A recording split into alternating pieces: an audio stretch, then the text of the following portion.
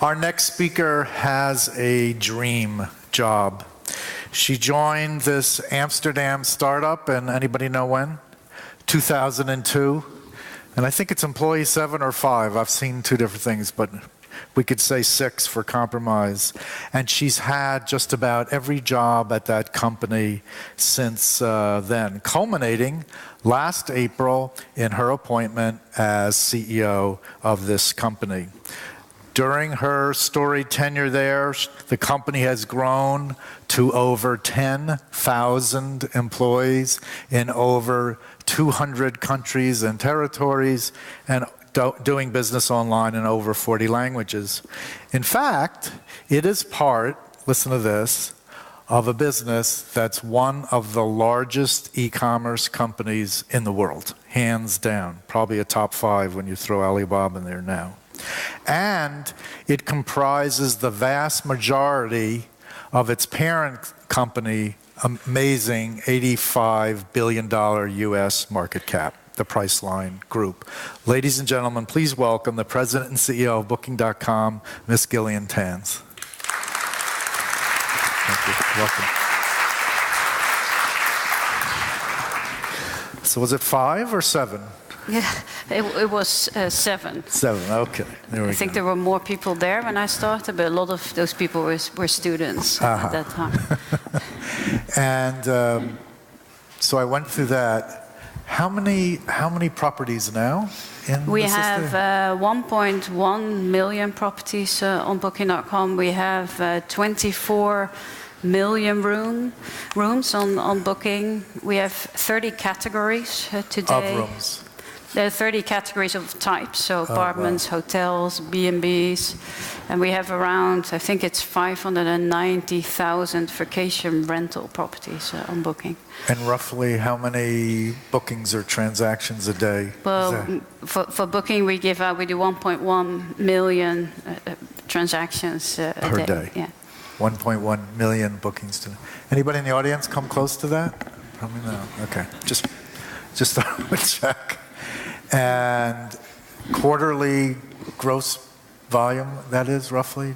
It's over 20. Yeah, we don't give out these numbers for Booking.com. So these numbers are so incredible. A lot of people probably can't even get their head around them. But I've heard you say very simply, it just still feels like it's the beginning.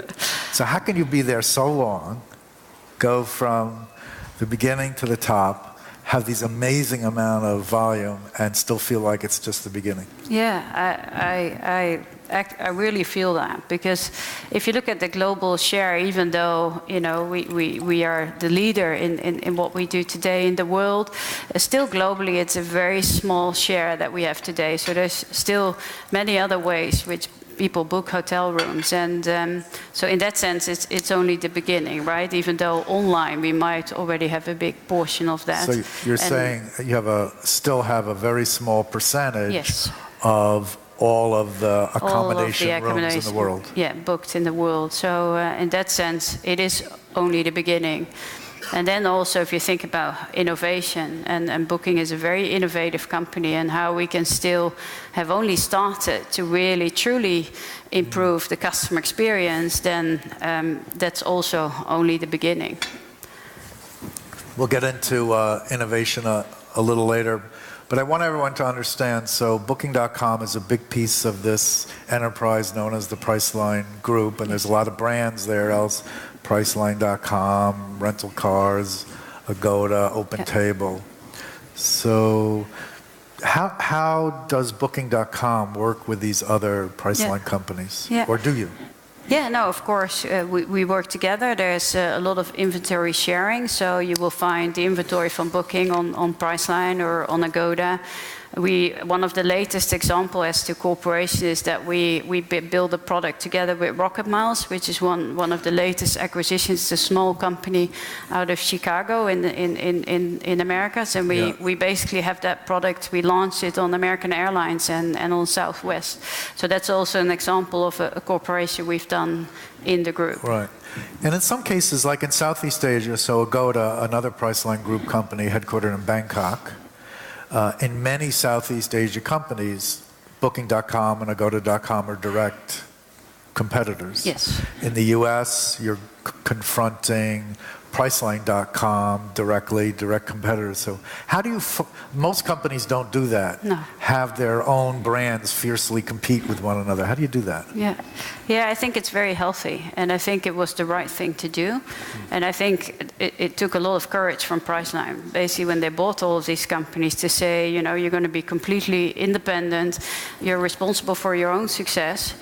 Because then people truly take ownership over their businesses. If you say, yeah, you're successful for part of it, but the rest we're going to coordinate in the group, then how can you own the true customer experience as your company? And how do you own where you're going to find all these new customers? And how do you going to make sure you adjust your product to what these customers need? And I think if you take that apart, then I don't think all of these businesses would have become so successful.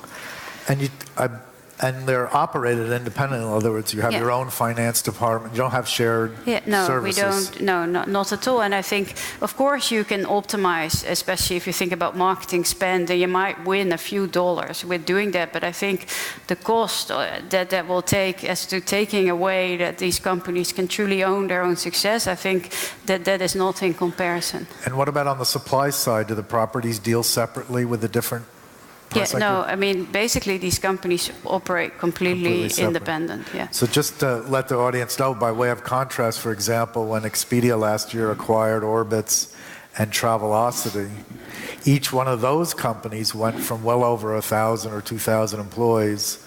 I know Travelocity's down to 39. So that's how they rationalized the acquisitions. Very different. Approach. So very different. And if I, also with Booking, if we need to think for Agoda, they need to basically measure through their own customer data. They cannot do it with data from Booking. That will be a mistake. It's just like copying everything on Booking for another product. That doesn't work either. One of the big complementary Priceline brands is OpenTable, online reservation service, which has its own set of challenges, maybe even more challenging than accommodations. But how far away are we from doing a restaurant reservation and hotel booking packaged like the industry's familiar with a hotel and air or a ground and air?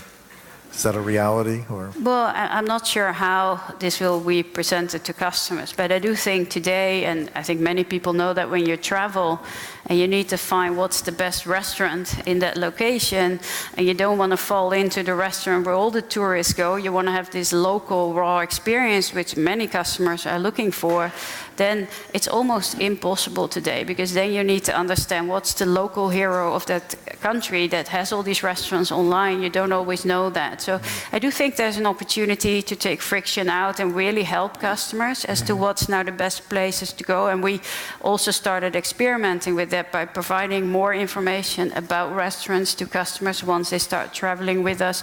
And we do see that customers do have a need for that when they travel. And so I do think that there's a way that we can help customers, and how that exactly is in the best possible way that we need to learn via experimentation. If that's packaged, I don't know, or because it all depends on when are they going to make that decision. Is it upfront once they start traveling? So there's many differences and different choices you have to make along the way. Yeah, it's very complicated. I was in India last week. I stayed at 2 Oberoi properties, one outside of Delhi and one in Bombay. And even at these super luxury properties, the little cardboard tents just all over the place, book direct with Oberoi, and it's still plastered all over the Marriott homepage. It pays to book direct, and they actually went to the trouble of paying to get it trademarked. And of course, the Hilton television campaign, Stop Clicking Around. And then you guys have record numbers, so those campaigns aren't really working, are they? Well, I don't know. I cannot look in these numbers. But my first question to you is, who did you book with? Who did I book with? For the Oberoi? I'm on the board of Make My Trip, and they booked it for me. How about that? Okay, I'll forgive you for this one. But no, but I cannot look in the numbers, right? If this has now been successful, I don't know the ROI of these campaigns, right? But any business would like to have everything to come direct, right? And don't pay any marketing costs, but we all know that that's almost impossible.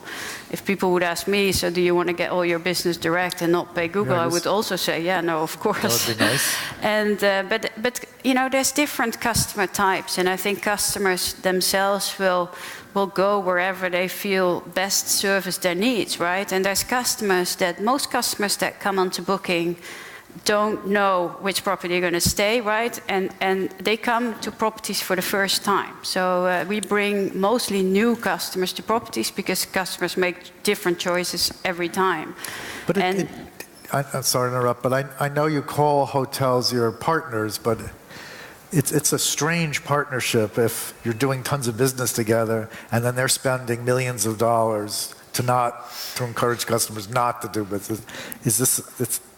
There is an undeniable tension around that. Well, but I mean, we also have extremely good relationship with these chains, right? Because they also see that Booking is a very cost-effective marketing channel for them, and we present many travelers in the world, which they also want to have through their doors, right? So, and in this industry, you need to cooperate as well, and we're both part of this whole experience that we need to keep improving, and I also don't know. I was in Shanghai at a chain property where I had to pay for Wi-Fi. Well, the whole city of Shanghai has free Wi-Fi, right?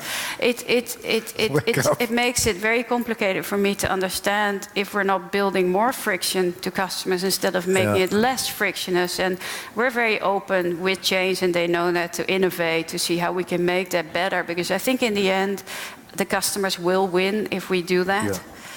Speaking of customers, just about every other retail category is flexible with customers, especially online.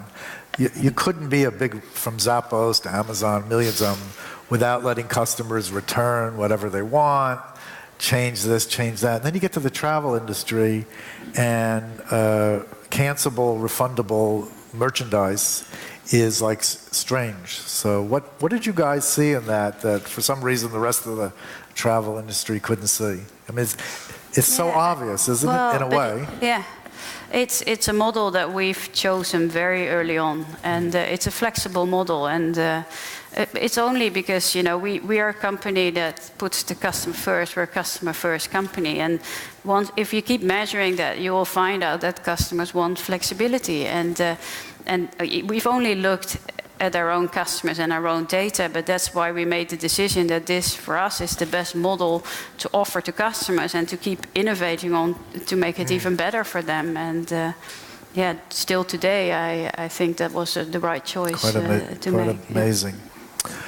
So this word focus is used a lot, probably overused. I guess I'm guilty with Focusrite, I suppose. But you always say, I'm just doing accommodations, right? And we're not going to do air, we're not going to do this or that.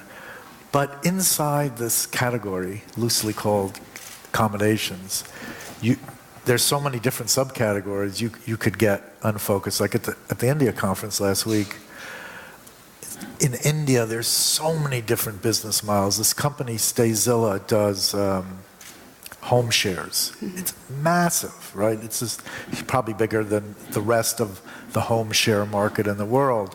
And then you have Oyo rooms and Red Doors that only brands a subset of the hotel rooms, and the budget category and the vacation rental category, and on and on and on and on. So will Booking.com always pursue any type of accommodations, or is there even a limit in that? Yeah, I mean, we want to make sure we always have what our customers want, right?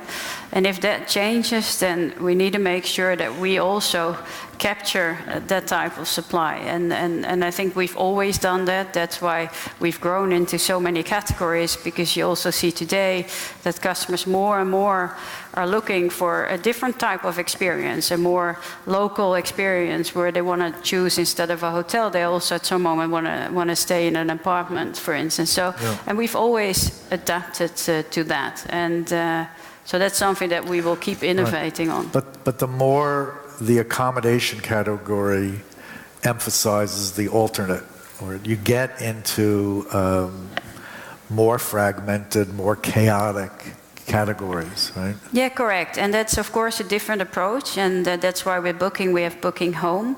And that's a whole team of people within Booking that are very specialized in this segment. Because we also realized a long time ago that we need different type of tooling for these properties, right? Because they are not so sophisticated. They don't have revenue managers like hotels do. So a long time ago, we already decided to make that change to make sure that we, that we are well positioned to help these type of properties and also help how they can be successful on Booking.com. But Booking is a company that already has been very far in the long tail for a long time in smaller type of properties. So for us, this is something that we have been innovating on for many years. We had apartments in Amsterdam already as far as I can remember.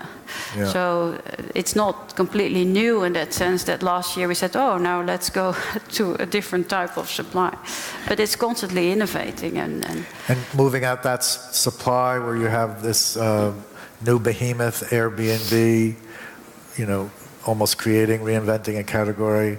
But they, like Uber, push regulatory limits. Obviously, some people say too far. So do you have a different posture when you might give the customer something they want, but then the municipality says no, not allowed?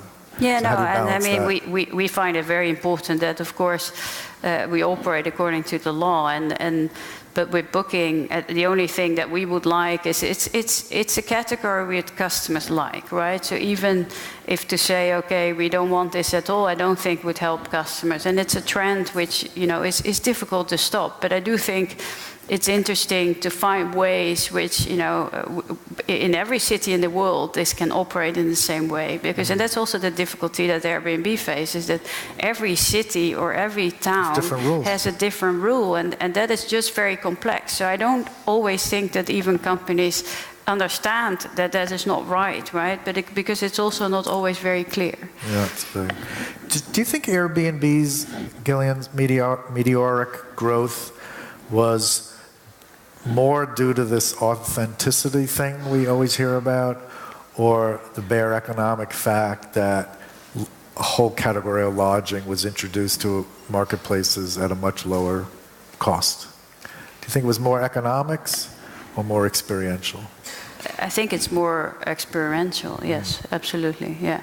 Interesting. Yeah. So product, something Booking.com is famous for, but I've learned in all my years of the travel industry, the word product to a lot of small or traditional companies means supply, or packaged supply. So could we step back for a minute, maybe put a teaching hat on, and at Booking.com, what's the difference between product and supply? Yeah, basically, a product is our website or our apps, right? That's how we talk about when we talk about product, and it's a messaging tool, or that these are products that Booking, and then our supplier really are the partners that we have all over the world. And supply is contracting with all the different types of properties. Yes. So, how many different product teams do you have at Booking.com? We have basically all of our product teams are in Amsterdam, and we have 1,500 people sitting in Amsterdam that are working on all of our products. And is it true, or maybe that like no team has more than something like eight people, or? Yeah, correct. Yeah. We work in basically small teams. These are self-steering teams, so they basically they work on a certain category of apps or landing pages, and basically that's how they basically innovate and come up with ideas themselves, and then they basically experiment. So if I divide 1,500 by 8 maximum, that's a lot of product teams, and I think I can guess what many of these product teams do, but Could you give us an example of something maybe not so obvious that a product team would focus on at Booking? Yeah, it depends a bit on which phase of the journey. So we basically organize our product teams to the customer journey. So there's an Inspire tracks, right? We have Convert tracks, we have post-booking tracks, and that's a bit how we organize in Booking. So we basically follow the customer. All along the funnel, right? All along the funnel, and Yeah. these teams will optimize along this funnel. And then we have different products, if you think about Booking Suite, where we develop products for our partners, for instance. So, yeah. So true or false, at any one time there's over 1,000 things you're testing simultaneously? Yeah, that's true. That's true. Yeah. So for the audience, that means that there are 1,000 slightly different versions Yes. of Booking.com at Yeah. any one time. Yeah. Or we call A/B testing, right? Yeah, no, yeah, absolutely. So what do you call it when it's 1,000? ABC, I don't know. Yeah. So, It's a lot. and it's but, true. You won't even, you can't even change a semicolon Yeah. on a site or an app without testing. Everything you will find on our products is tested. I saw that interview. You know him better than me. Patrick DeLave, one of the co-founders of what is it? The Next Web. Conference. Yeah. So I'm sure you remember. I think he interviewed you Yes. last year. I remember. And he's a bit of an expert, and he loves reminding everybody what an expert it is. And he turned to you and said, "If you don't mind me saying, in my opinion, the Booking.com website is ugly." And I loved your response. Do you remember what you told him? Yeah, no, I said, yeah, that's why we don't listen to opinions. Yeah. No, but it's true. If you think about Booking, normally companies would make a beautiful design, right? And a beautiful product, and then start marketing it all over the world. Booking has always started with, okay, we want to take friction out of this process, so we'll make a basic product. And then we start learning and testing from customers. And that's basically how we've built our brand, right? Only 3 years ago, we started with offline branding campaigns. I mean, before that, we just built that organically just by improving the experience of customers, and customers like us so much that they keep coming back to us. So I want to contrast to that whether the booking button should say book now or reserve now or confirm, and whether it should be in the top left or the bottom right, if it should be a rectangle or an oval or green. I get all that, but every now and then there's a wave that's exponentially disruptive. Correct. So Right. I remember asking Jeff Boyd, the former CEO, how did Hotel Tonight, for example, come out of nowhere and really makes, at the time, such a huge impact by launching an app-only, last-minute-only hotel business? Yeah, well, I think it's seeing customer signals, right? And that's what Booking also has seen for a long time already with mobile. That is much more last minute, and they jumped into that opportunity. Yeah. So how can we make sure that these last minute customers get an easier experience? And that's what we've done as well within our apps and our mobile experiences. Because I mean, people now, and we've seen that last summer, for instance, that people travel to Bangkok, they book the first hotel, and then they start traveling with an app, and they just see wherever the trip takes them. And that's very real. That's increasing every year. In this test and learn culture, do you have different types of innovative people that focus on this very incremental, one improvement at a time, versus big waves like apps and artificial intelligence might impact the business? Or is it all part of the same? Yeah, no, it's on the one hand, it's part of the same, right? So you will see that whenever there's a technology like artificial intelligence, we'll make sure that we get that into all the teams, right? Because you need to, across your funnel, understand how new technology can help your customers. But the one thing that Booking has learned, if you really need to build something from 0 to 1, and you do that in an optimizing culture, that's very complicated. So we call new business, where we have around 7 initiatives which we measure differently than more experimental, more risk-taking. They're more experimental, and we really need to understand first customer signals before we can start optimizing. Priceline Group is Google's biggest customer, I don't know, over $3 billion a year, something like that. And amazingly, just about every company I know in the travel industry has discussions all day and all night long about how to reduce their spend on Google. But you guys have a different approach. You would actually spend more on Google if the economics worked, right? Yeah, no, absolutely. And that's for any channel.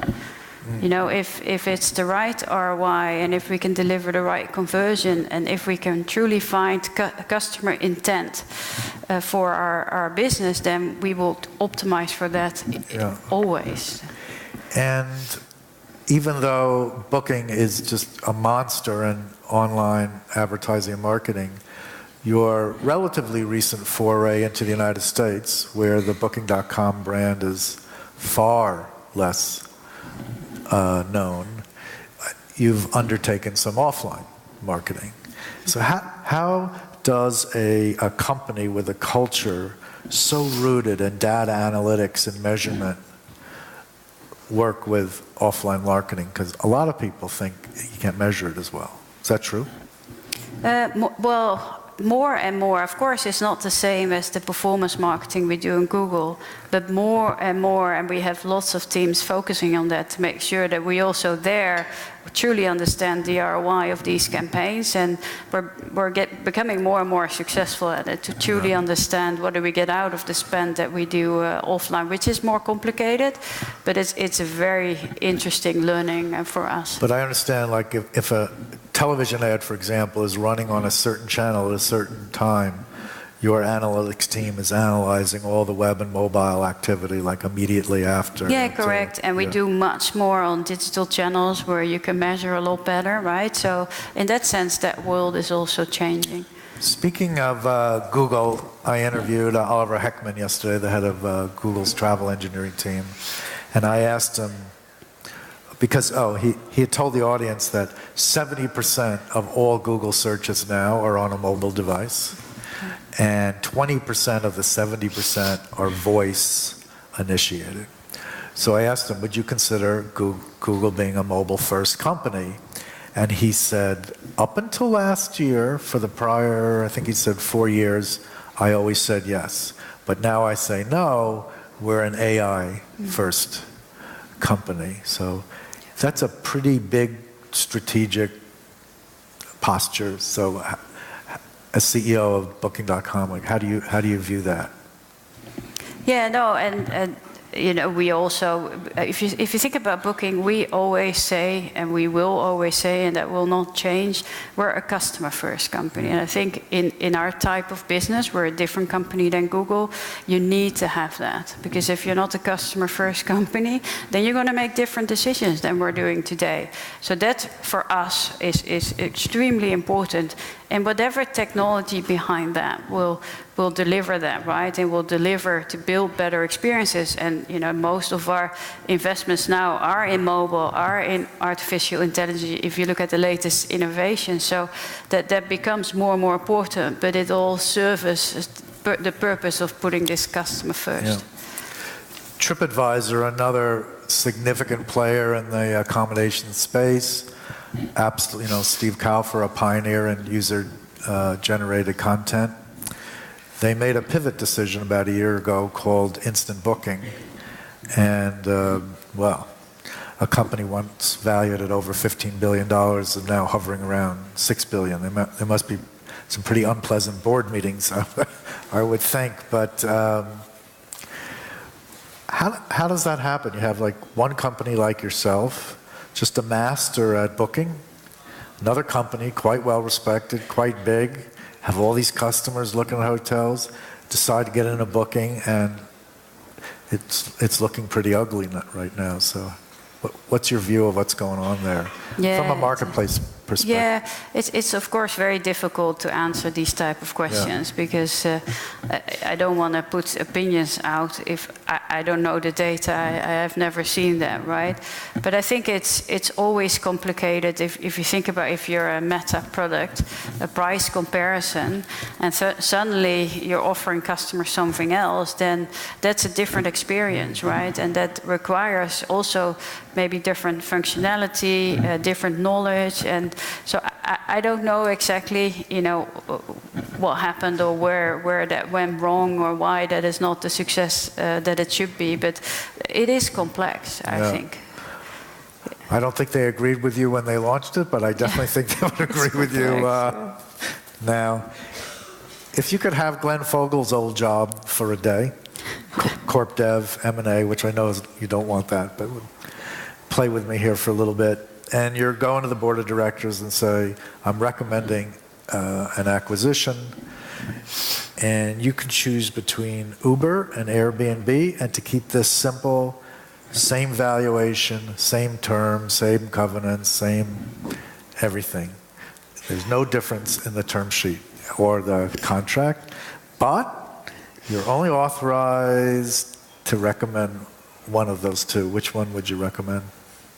Yeah, I think if you look at the acquisitions in the Priceline group, it really needs to add differentiation. So in that sense, if I need to pick between the two, I would probably pick Uber, because if you think about, we have rent cars, but Uber would, in that sense, bring a product that we don't have today, and that's Airbnb probably is too similar.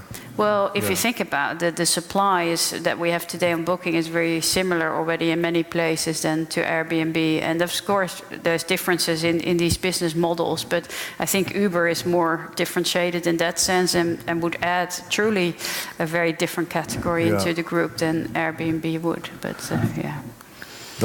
Those must be interesting. I don't think Glenn would give me the money for it, but I can try. Speaking of interesting board meetings, those Uber board meetings lately must be very interesting. Yeah. You've all heard about grayballing, I'm sure. Booking.com is expanding into what everyone calls the experience space. We just discussed Airbnb. They're expanding in the experience space. What are you learning from customers that after all these years makes this the right decision for companies like Booking? Yeah, no, and we have been going into this direction for quite some time now. If you think about before, you could type in a destination and find accommodation, but today you can actually even fill in your passion on Booking and say, well, I want to have the best place to go for food, for instance. So you see that we already slowly started to transit into really delivering these experiences and information to customers around that.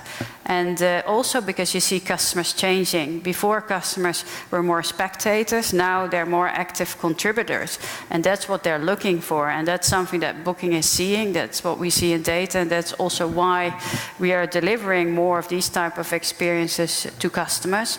And then there's many technology, if you think about that. We've launched Booking Messages, where we can actually, customers can ask questions, we can answer them, and automatically it's being translated as well. So there's many developments which will help customers truly get a better experience. Yeah. To wrap up, I've heard this say, but a company like Booking.com has basically two assets: servers and people. And that's about it. So I don't know a lot about servers, but I know a little bit about people. You never hear, hardly ever, of a startup and the founders are ex-Booking.com, right? Because they don't leave, and you have this big company. So there must be something unique about the culture, and you've been there since employee 7. So what could you share with the audience as maybe a closing thought, and especially what they could learn from what you've learned when it comes to people and culture? Now, culture is very important, and culture is very hard work. I mean, culture is all your people, right? Anybody coming into your company can change your culture. So it's very important from the start that you get the right people into your company to really grow this business. And if you think about Booking, I mean, part of our culture is very international. We've built a company that had to go cross borders from day one. And we have, even in our head office in Amsterdam, we have over 100 nationalities. It's very important that we have a very diverse workforce. It's a very humble culture. And that, of course, people, when I say that, they start laughing and they say, well, but you're so big, how can you be humble? I said, but it's true, right? You're so big, how can you be so humble? No, but it's, I mean, if you come to Amsterdam, it's a very hard-working culture, right? We even have slogans where we say we're workhorses, not show ponies, right? We're not going to go out and talk about how great we are. We need to make sure we spend our time in improving our product for customers. And that focus, you will see a lot in people at Booking. And yeah, these are all elements of the culture. It's very entrepreneurial. You know, I mean, I cannot make all of these decisions every day. So we have many people that every day are making decisions that are good for customers. And that's a culture that many young people like, and they like that environment. And, yeah, amazing. And that's, I think, the main part of the success of Booking. Maybe I could be the first person to congratulate you, Gillian, on your 1-year anniversary as CEO next month. It's 11 months. Well, thank you. Ladies and gentlemen, Gillian Tans, thank you very much. Thank you. Thank you.